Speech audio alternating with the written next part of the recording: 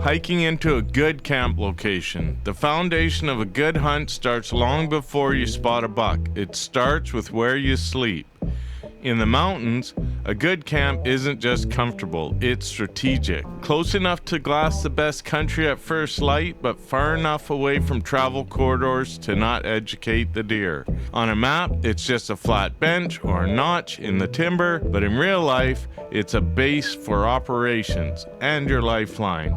Pick it wrong, and you'll spend more time hiking to the hunt than actually hunting. Glassing and being thorough. Mountain mule deer don't advertise themselves. They're built to disappear.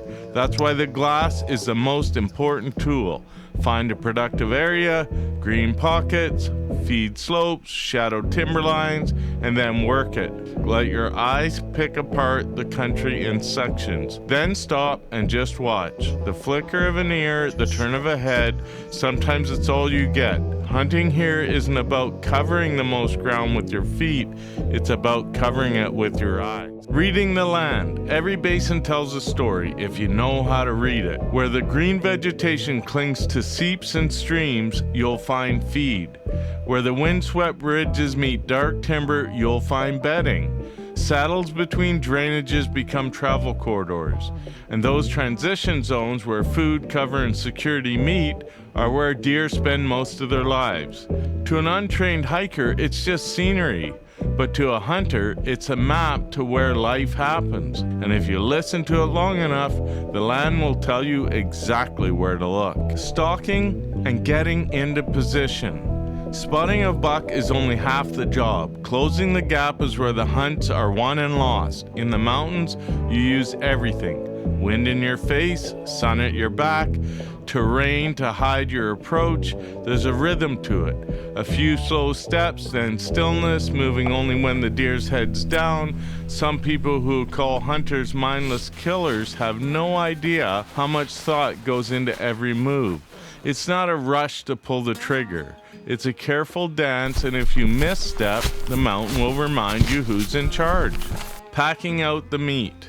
Well, the old cliche rings true.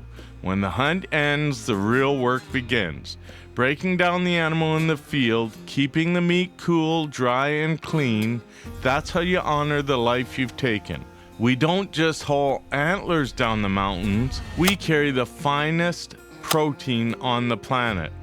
And we do it with respect.